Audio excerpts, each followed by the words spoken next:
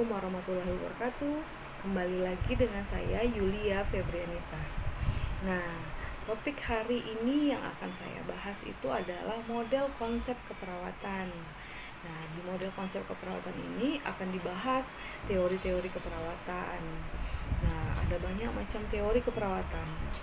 Nah, ilmu keperawatan itu yang kita tahu merupakan disiplin ilmu yang spesifik. Semua berbagai macam ilmu dirangkum menjadi satu, ya, di keperawatan itu. Mari kita simak apa saja model konsep keperawatan tersebut.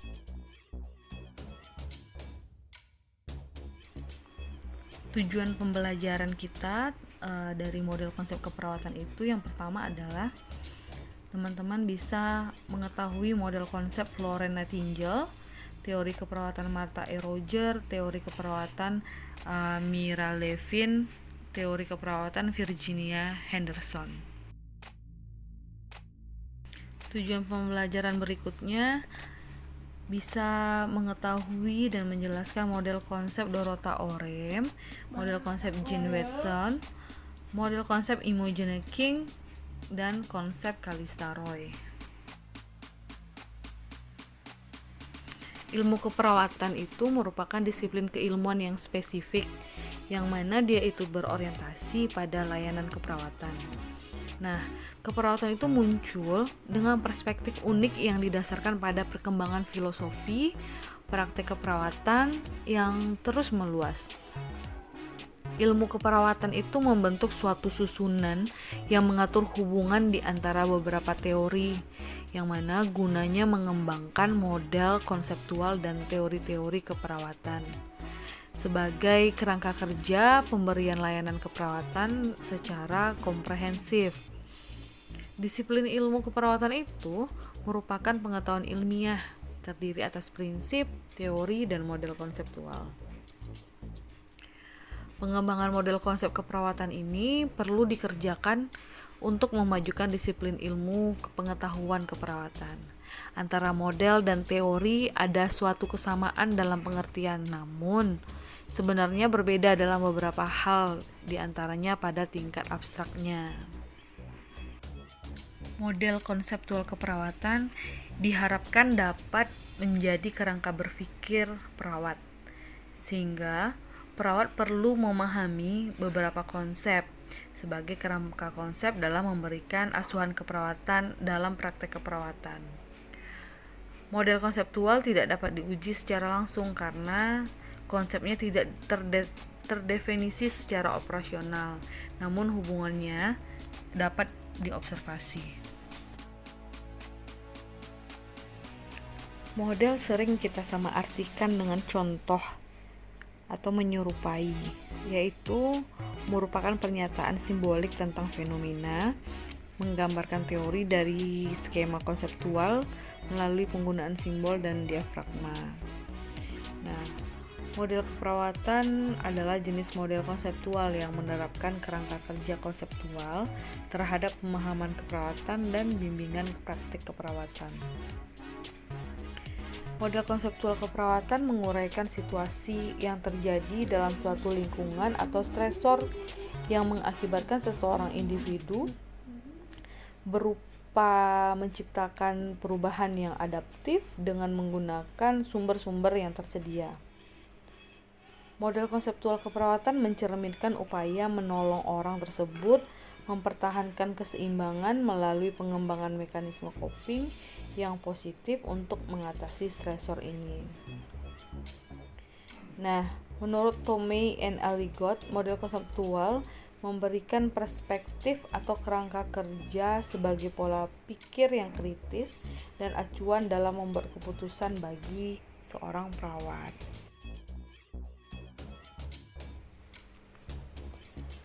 Model konseptual keperawatan telah memperjelas kespesifikan area fenomena ilmu keperawatan yang melibatkan 4 konsep.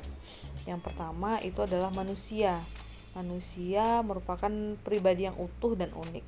Yang kedua adalah lingkungan, yang bukan hanya merupakan sumber awal masalah, tetapi juga merupakan sumber pendukung bagi individu. Yang ketiga adalah kesehatan.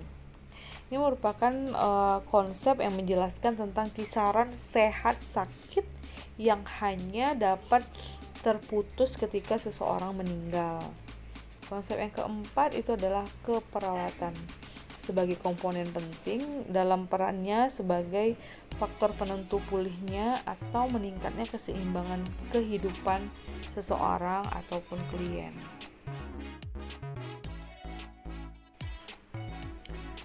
Macam-macam teori model konsep keperawatan. Teori-teori keperawatan yang ada saat ini dibangun atas 4 konsep yang menghasilkan suatu model keperawatan.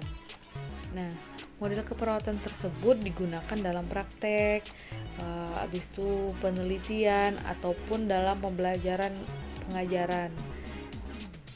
Nah, setelah ini kita akan membahas model-model yang digunakan dalam praktik keperawatan di Indonesia. Nah, model yang pertama itu adalah model konsep dan teori keperawatan Florence Nightingale. Florence merupakan salah satu pendiri yang meletakkan dasar-dasar teori keperawatan yang melalui filosofi keperawatan, yaitu dengan mengidentifikasi peran perawat dalam menemukan kebutuhan dasar manusia pada klien, serta pentingnya pengaruh lingkungan di dalam perawatan orang sakit yang dikenal dengan teori lingkungannya. Nah, Florence Nightingale ini menekankan bahwa keperawatan itu merupakan suatu profesi dengan tujuan untuk menemukan dan menggunakan hukum alam dalam mengembangkan dan membangun pelayanan kesehatan. Manusia merupakan kesatuan fisik, intelektual, dan metafisik yang lengkap dan berpotensi. Model konsep Florence Nightingale memposisikan lingkungan sebagai fokus asuhan keperawatan, dan di sini perawat tidak perlu memahami seluruh proses penyakit model konsep ini dalam upaya memisahkan antara profesi keperawatan dan kedokteran. Model yang selanjutnya adalah model konsep dan teori keperawatan Martha E. Roger. Menurut Martha E. Roger, konsep dan teori keperawatan itu adalah dia menyatakan manusia adalah sebagai unit. Dalam memahami konsep dan teori ini, Martha E. Roger berasumsi bahwa manusia merupakan satu kesatuan yang utuh yang memiliki sifat dan karakter yang berbeda-beda. Nah, asumsi tersebut didasarkan pada kekuatan yang berkembang secara alamiah, yaitu keutuhan manusia dan lingkungan, kemudian sistem ketersediaan sebagai satu kesatuan yang utuh, serta proses kehidupan manusia berdasarkan konsep homeodinamik yang terdiri dari integritas, resonansi, dan helisi. Nah, integritas ini maksudnya itu adalah individu sebagai satu kesatuan dengan lingkungan yang tidak dapat dipisahkan dan saling mempengaruhi satu dengan yang lainnya. Sedangkan resonansi maksudnya adalah proses kehidupan antara individu dengan lingkungan, berlangsung dengan berirama dengan frekuensi yang bervariasi. Sedangkan helisi itu terjadinya proses interaksi antara manusia dengan lingkungan yang akan terjadi perubahan baik perlahan-lahan maupun berlangsung dengan cepat. Selanjutnya adalah model konsep dan teori keperawatan menurut Mira Levin. Mira Levin di sini memandang klien sebagai makhluk hidup yang terintegrasi, yang saling berinteraksi dan beradaptasi terhadap lingkungannya. Intervensi keperawatan, katanya, adalah suatu aktivitas konservasi, dan konservasi energi adalah bagian yang menjadi pertimbangan. Sehat menurut Levin itu dilihat dari sudut pandang konservasi energi. Sedangkan dalam keperawatan terdapat 4 konservasi, diantaranya energi klien, struktur integritas personal, integritas sosial, sehingga pendekatan asuhan keperawatan itu ditunjukkan pada penggunaan sumber-sumber kekuatan klien secara optimal.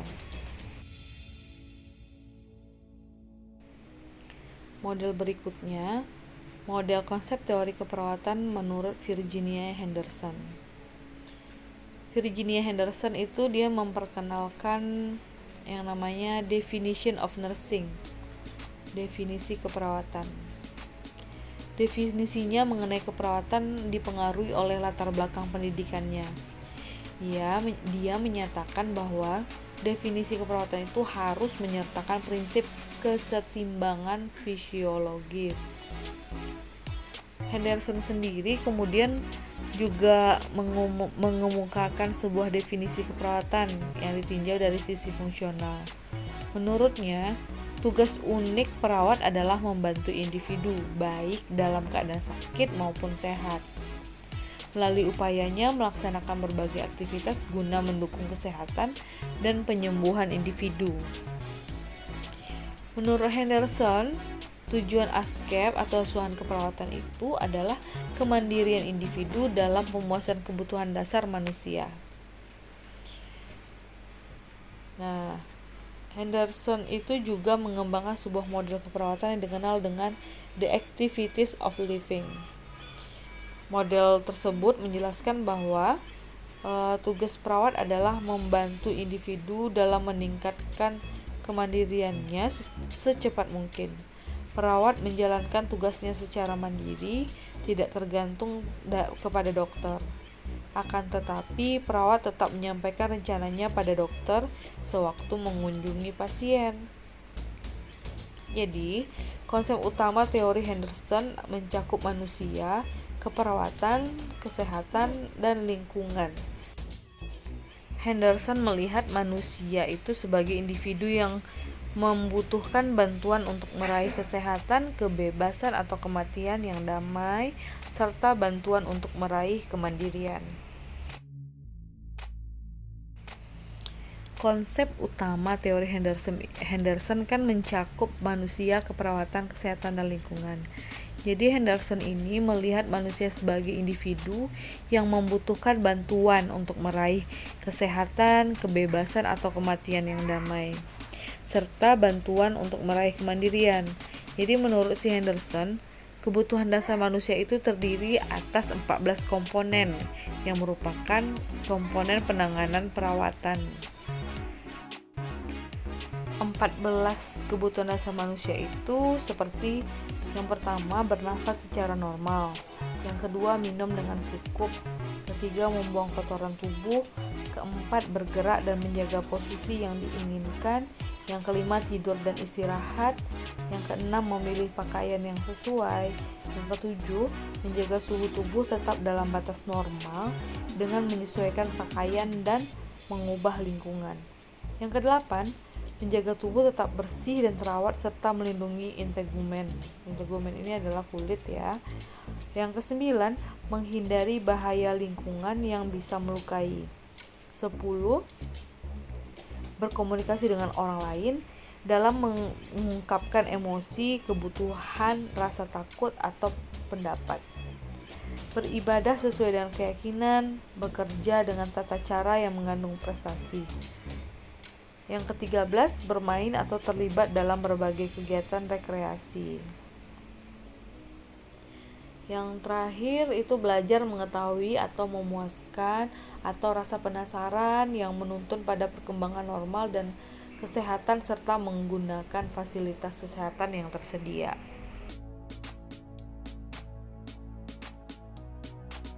Model yang selanjutnya adalah menurut Dorothy E. Orem. Teori Orem ini tentang perawatan diri. Kurangnya perawatan diri, sistem perawatan yang berorientasi kepada individu atau klien yang dianggap sebagai penerimaan asuhan keperawatan yang utama. Perawat juga membantu memberi perawatan yang tidak mandiri, atau anggota keluarga dewasa yang merawat individu yang tidak mandiri Dan dalam melaksanakan tugas ini, mereka dianggap sebagai individu daripada keluarga atau subsistem keluarga. Pandangan teori OREM dalam tatanan pelayanan keperawatan ditujukan kepada kebutuhan individu dalam melakukan tindakan keperawatan mandiri serta mengatur dalam kebutuhannya.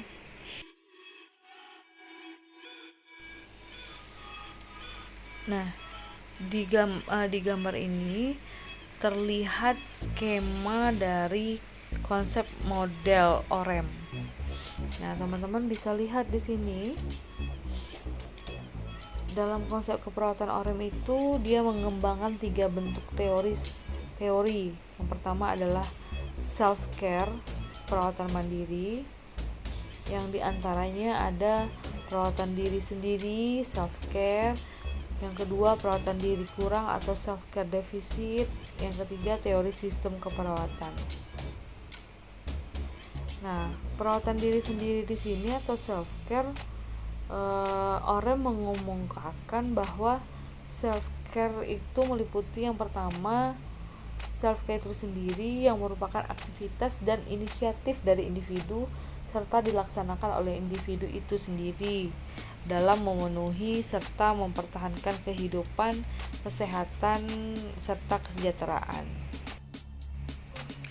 Yang kedua, self-care agency. Itu merupakan suatu kemampuan individu dalam melakukan perawatan diri sendiri yang dapat dipengaruhi oleh usia, perkembangan, sosiokultural, serta kesehatan.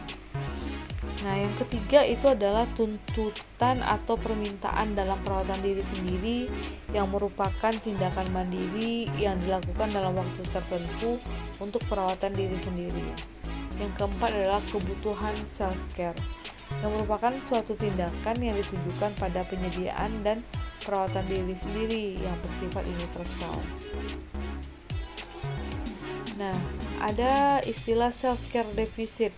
Di sini merupakan bagian yang penting dalam perawatan secara umum, di mana segala perencanaan keperawatan diberikan pada saat perawatan dibutuhkan, yang dapat diterapkan pada anak yang belum dewasa atau kebutuhan yang melebihi kemampuan, serta adanya perkiraan penurunan kemampuan dalam perawatan dan tuntutan dalam peningkatan self-care baik secara kualitas maupun kuantitas. Nah, berikutnya adalah teori sistem keperawatan yang merupakan di sini dia menjelaskan bagaimana kebutuhan perawatan diri pasien terpenuhi oleh perawat atau pasien itu sendiri yang berdasar pada OREM yang mengemukakan tentang pemenuhan kebutuhan diri sendiri, kebutuhan pasien, dan kemampuan pasien dalam melakukan perawatan diri. Model konsep yang berikutnya adalah teori Jane Watson yang terkenal dengan teori human caring. Jane Watson dalam memahami konsep keperawatan itu terkenal dengan teori pengetahuan manusia dan bagaimana merawat manusia. Tolak ukur pandangan Watson ini didasari pada unsur teori kemanusiaan. Pandangan teorinya biasanya dia memahami bahwa manusia memiliki 4 cabang kebutuhan manusia, yaitu kebutuhan dasar biofisikal, yang kebutuhan untuk hidup, yang meliputi kebutuhan makanan dan cairan, kebutuhan eliminasi, dan kebutuhan ventilasi. Selanjutnya kebutuhan psikofisikal atau kebutuhan fungsional yang meliputi kebutuhan aktivitas dan istirahat dan kebutuhan seksual. Yang ketiga, kebutuhan psikososial, kebutuhan untuk integrasi yang meliputi kebutuhan untuk berprestasi, terus kebutuhan organisasi seperti itu. Yang keempat, kebutuhan intra dan interpersonal, kebutuhan untuk pengembangan yaitu kebutuhan aktualisasi diri. Teori Jane Watson yang telah dipublikasikan dalam keperawatan adalah Human Science and Human Care. Watson percaya bahwa fokus utama dalam keperawatan adalah pada curative factor yang bermula dari perspektif humanistik yang dikombinasikan dengan dasar pengetahuan yang ilmiah. Oleh karena itu, perawat perlu mengembangkan filosofi humanistik ini dan sistem nilai serta seni yang kuat. Filosofi ini memberikan fondasi yang kokoh bagi ilmu keperawatan, sedangkan dasar seni dapat membantu perawat mengembangkan visi mereka serta nilai-nilai dunia dan keterampilan berpikir kritis. Ada banyak sih sebenarnya asumsi dasar tentang teori Watson, seperti asuhan keperawatan itu dapat dilakukan dan dipraktekkan secara interpersonal.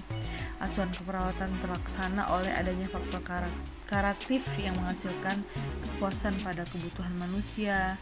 ASCAP atau asuhan keperawatan yang efektif yang dapat meningkatkan kesehatan dan perkembangan individu dan keluarga. Terus respon asuhan keperawatan tidak hanya menerima seseorang sebagaimana mereka sekarang, tapi juga hal-hal yang mungkin terjadi padanya nanti. Ya, selanjutnya itu lingkungan ASCAP-nya adalah sesuatu yang menawarkan kemungkinan perkembangan potensi dan memberi keleluasaan bagi seseorang untuk memilih kegiatan yang terbaik bagi dirinya dalam waktu yang telah ditentukan.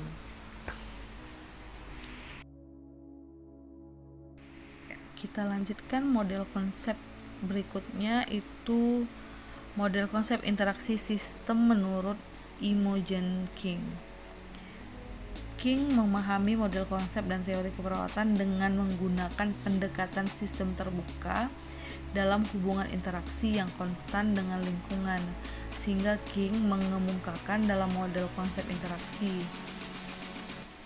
Menurut King, sistem personal merupakan sistem terbuka di mana di dalamnya terdapat persepsi, adanya pola tumbuh kembang, gambaran tubuh, ruang dan waktu dari individu dan lingkungan. Kemudian, hubungan interpersonalnya itu merupakan suatu hubungan antara perawat dan pasien, serta hubungan sosial yang mengandung arti bahwa suatu interaksi perawat dan pasien itu dalam menegakkan sistem sosial sesuai dengan situasi yang ada.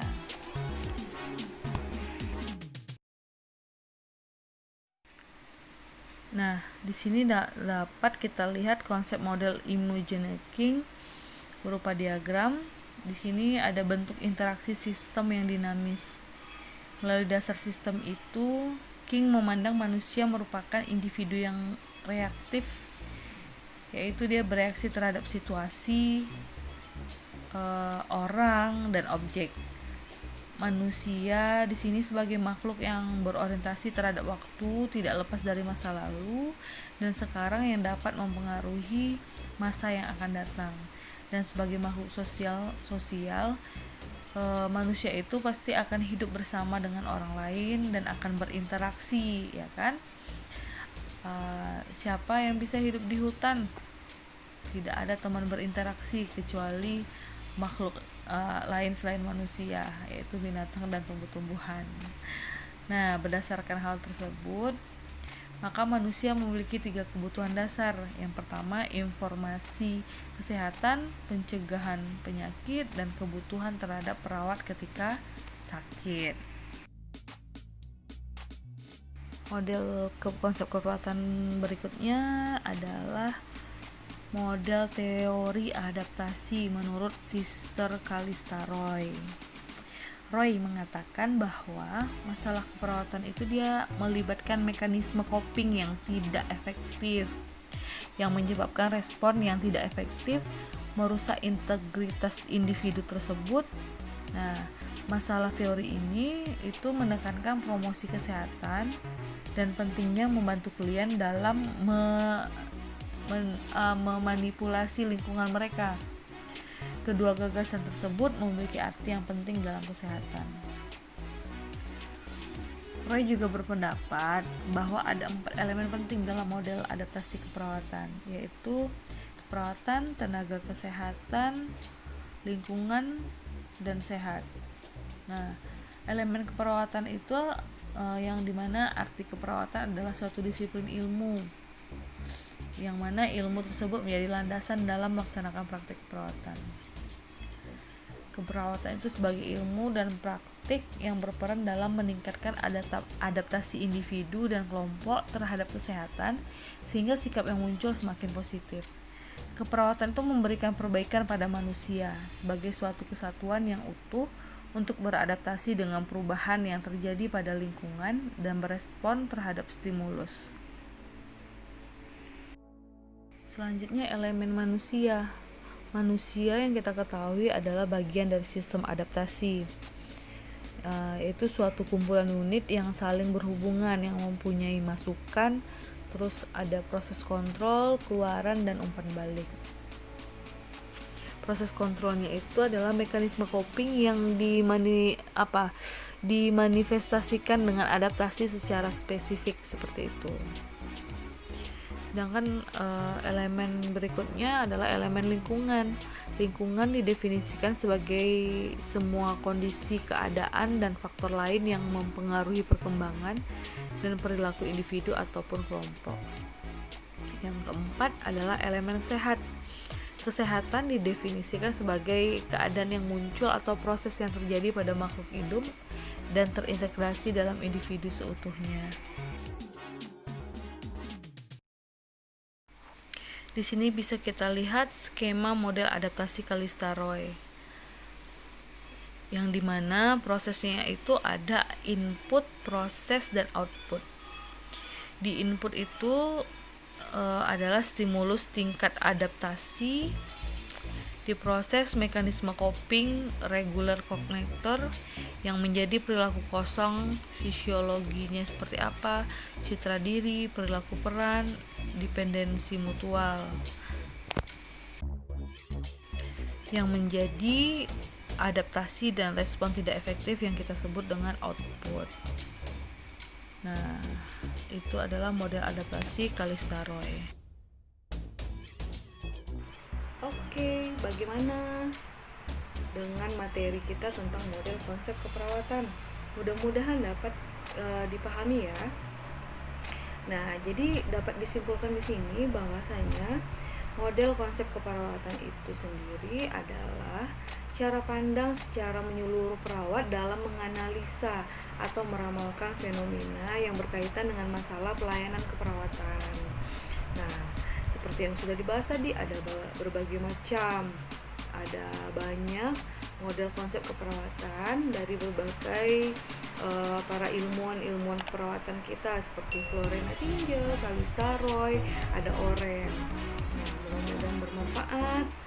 Sekian dari saya. Assalamualaikum warahmatullahi wabarakatuh.